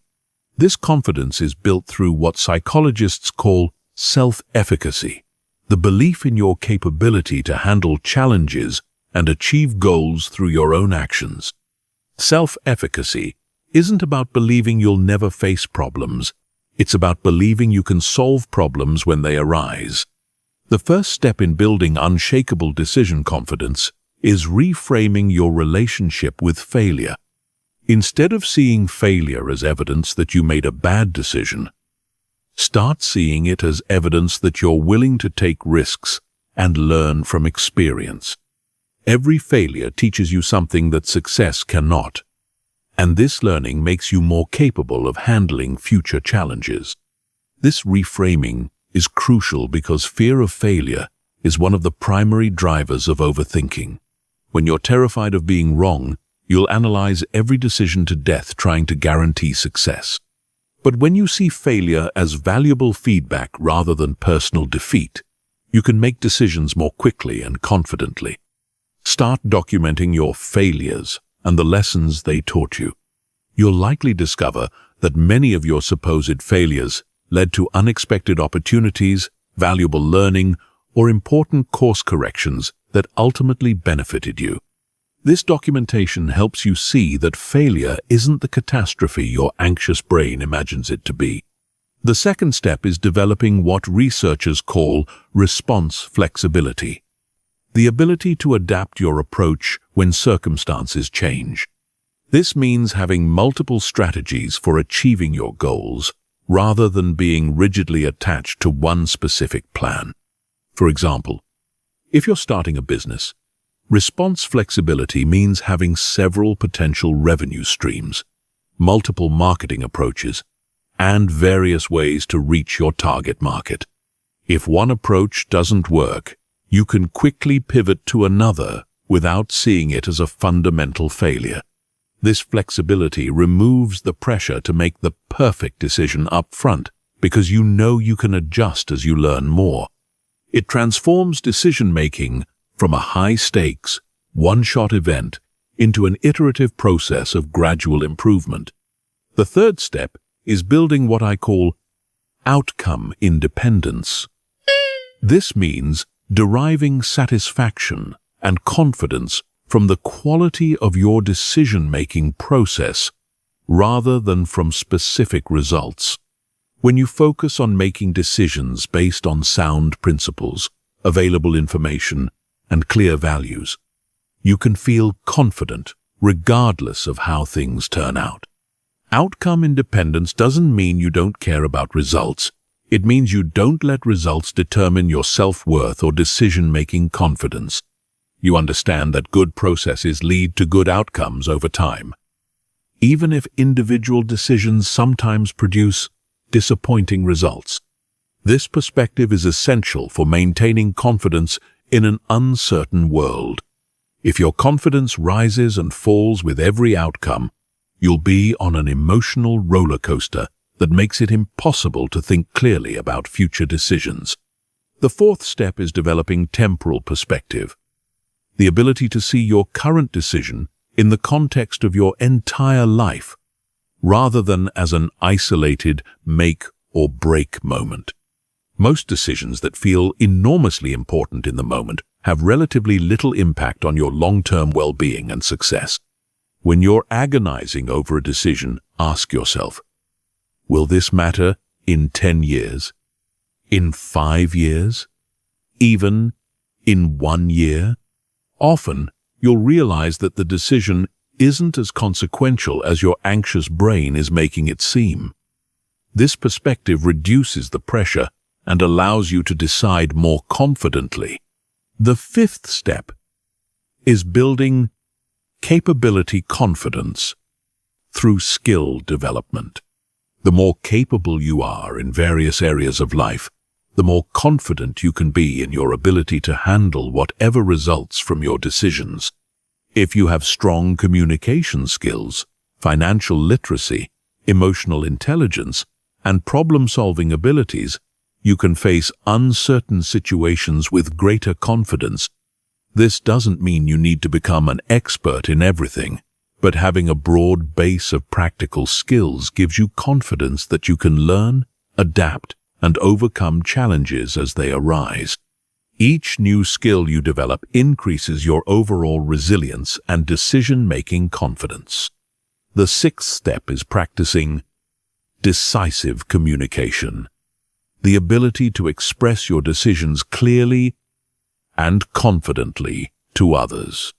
When you communicate decisions with certainty and conviction, you reinforce your own confidence while also gaining respect from others. This doesn't mean being rigid or closed to feedback, but it does mean avoiding the wishy-washy language that undermines confidence. Instead of saying, "I think maybe I might try this approach," say, "I've decided to pursue this strategy." Instead of, "I'm not sure, but I guess we could," say, "Let's go with this option." The language you use to communicate decisions shapes how you think about them and how others respond to them. Confident communication creates a feedback loop that strengthens your belief in your own judgment. The seventh step is developing regret immunity, the ability to make peace with decisions that don't turn out as hoped without second-guessing your judgment or decision-making process. Regret is often more about wishing you had perfect information than about actually making poor decisions with the information you had. When you feel regret about a decision, ask yourself, given what I knew at the time and the values I held, was this a reasonable choice? Usually, the answer is yes. You can't judge past decisions based on information you didn't have when you made them. Regret immunity also involves accepting that every choice involves trade-offs. When you choose one option, you give up the potential benefits of other options. This is inevitable, not a sign of poor decision-making. The goal isn't to eliminate all trade-offs, but to make trade-offs consciously and in alignment with your priorities. The eighth step is building decision momentum. By celebrating the act of deciding itself, regardless of outcomes. Every time you make a decision quickly and move forward, acknowledge that accomplishment. You're building the mental muscle that allows you to navigate life efficiently and effectively. This celebration shouldn't wait for positive outcomes. It should happen immediately after making the decision. You're reinforcing the behavior of decisive action, which is valuable independent of any particular result. The final step is developing trust in the process. Confidence that good decision-making habits lead to good outcomes over time, even when individual decisions sometimes disappoint. This long-term perspective allows you to maintain confidence even during temporary setbacks. Building unshakable decision confidence is a gradual process that requires consistent practice and a willingness to challenge your perfectionist tendencies. But as this confidence grows, you'll find that decision-making becomes not just faster and easier, but actually enjoyable. You'll start to see decisions as opportunities for growth and learning, rather than threats to be avoided. Chapter 14. Advanced Techniques for Complex Decisions. Not all decisions can be resolved with the 2-minute rule, or simple elimination techniques. Some situations genuinely require more sophisticated approaches because they involve multiple stakeholders, significant long-term consequences, or complex trade-offs between competing values. However, even these complex decisions don't require endless analysis. They require structured approaches that prevent overthinking while ensuring thorough consideration. The first advanced technique is values-based decision architecture. This approach starts by clarifying your core values and using them as the primary filter for evaluating options. Instead of trying to optimize for every possible variable, you focus on which choice best aligns with what matters most to you fundamentally. Begin by identifying your top 5 values in the relevant life area. For career decisions, these might include autonomy, financial security, creativity, impact, and work-life balance. For relationship decisions, they might include honesty, growth, compatibility, shared goals, and emotional support. For major purchases, they might include quality, sustainability, practicality, aesthetics, and cost-effectiveness. Once you've clarified your values, score each option on how well it satisfies each value on a scale of 1 to 10. The option with the highest total score becomes your choice, but more importantly, the process forces you to think consciously about what matters most to you rather than getting lost in surface-level details. This technique is particularly powerful because it prevents you from being swayed by factors that aren't actually important to you. You might discover that you've been agonizing over variables that don't align with your true priorities, while overlooking aspects that are crucial to your satisfaction. The second technique is scenario planning with probability weighting. This approach acknowledges that some decisions do require thinking through potential future outcomes, but it does so in a structured way that prevents endless speculation. Identify 3 scenarios for each major option: best case, worst case, and most likely case. For each scenario, estimate both the probability of it occurring and how well you could handle it if it did occur. This creates a matrix that helps you choose based on both likelihood and your capability to manage different outcomes. The key insight is that you don't need to prepare for every possible scenario. You need to prepare for scenarios that are either highly likely or would be particularly challenging to handle. This focused approach prevents the analysis paralysis that comes from trying to consider every possible future. The third technique is the consultant method. Imagine you're a highly paid consultant who has been hired to make this decision for someone else. What would you recommend based on the available information? This mental shift often provides clarity because it removes the emotional attachment and perfectionism that cloud your judgment about your own decisions. Consultants are expected to make recommendations based on incomplete information within tight timeframes. They focus on the most important factors, make reasonable assumptions about unknown variables, and provide clear direction rather than endless analysis. Adopting this mindset helps you approach your own complex decisions with similar efficiency and objectivity. The fourth technique is progressive commitment. Instead of trying to make one final, irreversible decision, structure your choice as a series of smaller commitments that allow you to gather information and adjust course as you go.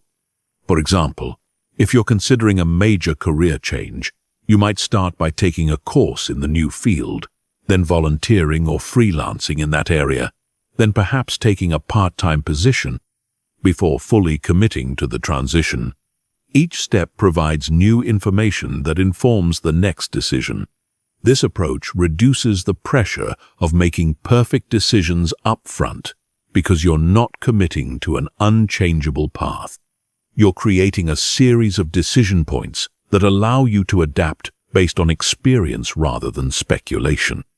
The fifth technique is the advisory board approach. For truly significant decisions, create a small group of trusted advisors who can provide different perspectives and expertise. This isn't about crowdsourcing the decision to everyone you know. It's about strategically seeking input from people whose judgment you respect and whose expertise is relevant. Choose advisors who represent different viewpoints and areas of knowledge. For a business decision, you might consult someone with industry experience, someone with financial expertise, and someone who knows you well personally. Give them specific information about your situation and ask for their recommendation, not just their analysis. Set a specific timeline for gathering this input, perhaps 1 week, and then make your decision based on the advice you've received. This prevents the endless consultation that can turn advisory input into another form of analysis paralysis. The sixth technique is asymmetric risk analysis. This approach focuses specifically on decisions where the potential upside and downside are significantly different. Some choices offer limited upside, but catastrophic downside risk, while others offer enormous upside with manageable downside. For each option, ask yourself, what's the worst realistic outcome and how would I recover from it? And what's the best realistic outcome and how likely is it? Choices with manageable downside and significant upside become obvious priorities, while choices with catastrophic risk require much more careful consideration. This analysis often reveals that your anxiety about a decision is disproportionate to the actual risks involved. Many opportunities that feel scary actually have limited downside with substantial upside potential. The seventh technique is the regret minimization framework, popularized by Amazon founder Jeff Bezos. Project yourself forward to age 80 and imagine looking back at this decision. Which choice would you be most likely to regret not trying? This long-term perspective often clarifies decisions because it shifts focus from short-term comfort to long-term fulfillment. Many people regret chances they didn't take more than they regret chances that didn't work out as hoped. The eighth technique is cost of delay analysis. For decisions you've been postponing, calculate what continued indecision is actually costing you. This includes opportunity costs, ongoing stress, relationship impacts, and the compounding effects of not moving forward. Often, the cost of delaying a decision exceeds the cost of making an imperfect decision and adjusting course later. This analysis can provide the motivation needed to choose action over analysis. The ninth technique is the premortem process. Before finalizing a complex decision, imagine that you've implemented your choice and it has failed completely. What are the most likely reasons it failed? What warning signs would you have ignored? What could you have done differently? This exercise helps you identify potential problems while you still have time to address them or choose a different path. It's more productive than endless worry because it focuses on specific, actionable insights rather than general anxiety. The final technique is decision, documentation, and review. For your most important decisions, write down your reasoning, the factors you considered, the alternatives you rejected, and your expected outcomes. Review these documents periodically to learn from your decision-making patterns.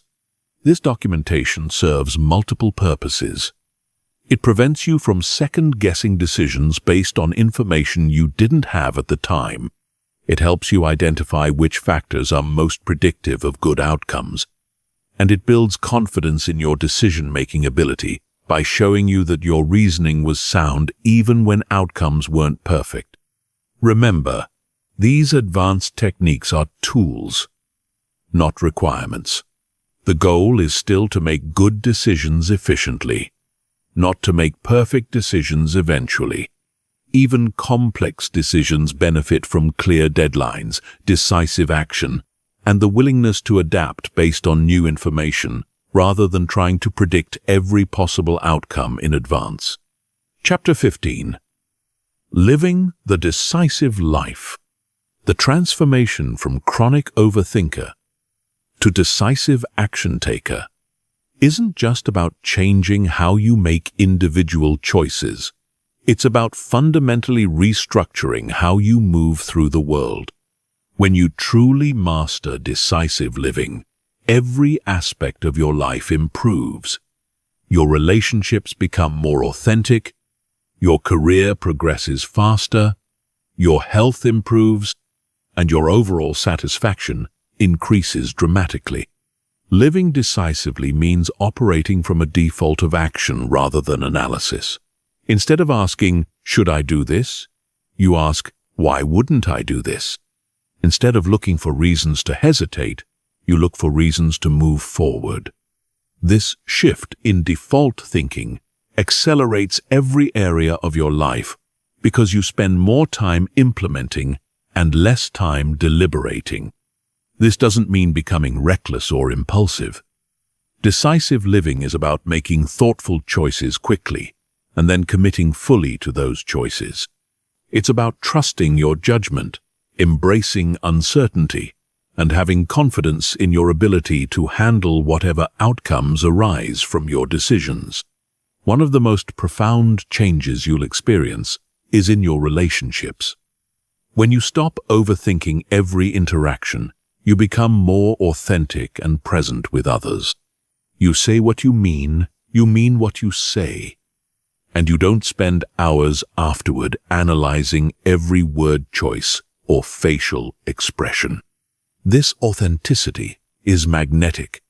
People are drawn to individuals who are comfortable with themselves and confident in their communication. Your relationships deepen because you're able to be vulnerable and honest without constantly second-guessing yourself or managing impressions. Decisive living also transforms your approach to opportunities. While others are analyzing and researching, you're taking action and learning from experience.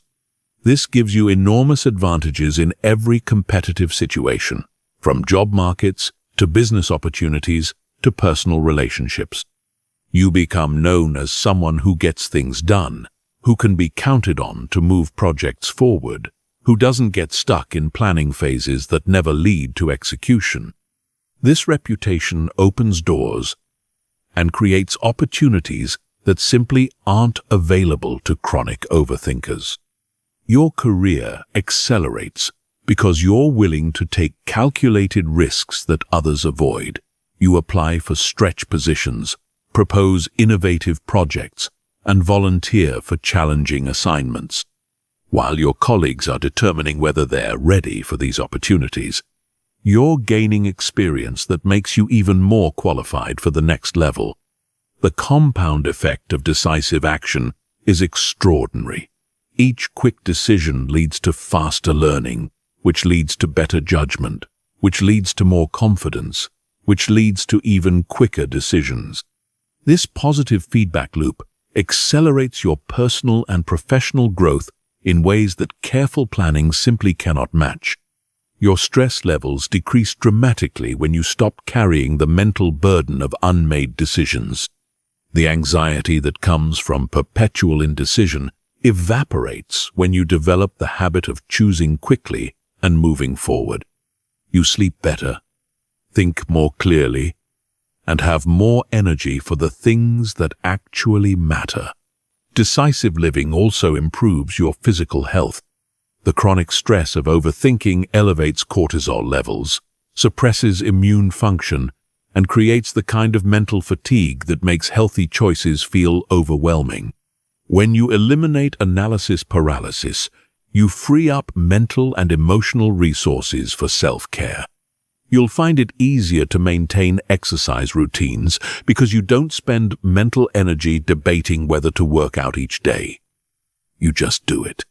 You'll make better food choices because you don't exhaust your willpower on trivial decisions, leaving you with mental energy for important health decisions. The creative benefits of decisive living are particularly powerful. When you stop overthinking, you tap into the flow state that produces your best work. You trust your instincts, follow your inspiration, and create from a place of authenticity rather than trying to analyze your way to creativity. Artists, writers, musicians, and entrepreneurs who embrace decisive living consistently produce more work of higher quality than their overthinking counterparts. They understand that creating mediocre work regularly leads to eventual excellence, while trying to create perfect work occasionally leads to creating nothing at all. Your financial situation improves when you become decisive about money. You stop researching investments endlessly and start building wealth through consistent action. You negotiate more effectively because you're comfortable with uncertainty and quick to recognize valuable opportunities. You also waste less money on purchases you overthought but didn't really want, or on opportunities you missed while deliberating. Decisive people often achieve better financial outcomes, not because they make perfect financial decisions, but because they make good decisions quickly and adjust course as needed. The parenting benefits of decisive living are profound if you have children. Kids thrive with parents who are confident decision-makers because it creates a sense of security and stability. Children learn decision-making skills through modeling, and parents who are comfortable with uncertainty teach resilience better than parents who try to control every outcome. Decisive parents also enjoy parenting more because they spend less time agonizing over every choice and more time being present with their children. They trust their instincts, make reasonable decisions about rules and consequences, and don't second-guess themselves constantly. Perhaps most importantly, living decisively allows you to be fully present in your own life. When you're not constantly analyzing past decisions or worrying about future choices, you can actually experience the moments that make up your days. You notice sunsets, enjoy conversations, savor meals, and appreciate experiences, instead of being lost in mental commentary about everything that's happening. This presence is where real happiness and fulfillment are found. The ripple effects of decisive living extend to everyone around you. Your confidence and clarity give others permission to be more decisive themselves. You become a catalyst for action in your family, your workplace, and your community. People start coming to you for advice, not because you have all the answers, but because you have the courage to act despite uncertainty. Your example shows others that it's possible to navigate life's complexity without getting paralyzed by it. Living decisively also means accepting that some of your decisions will turn out poorly, and that's perfectly okay. You understand that the cost of occasional mistakes is far outweighed by the benefits of consistent action. You've learned to see failures as feedback rather than verdicts on your worth or capability.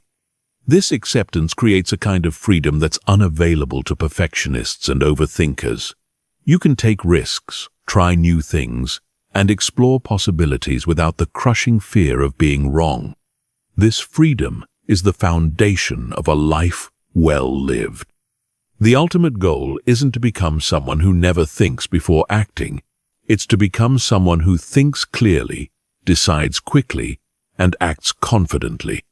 It's to develop such trust in your ability to handle uncertainty that you can move through life with grace, purpose, and joy. This is the decisive life, one where you spend more time living and less time analyzing, more time creating and less time planning, more time connecting and less time worrying.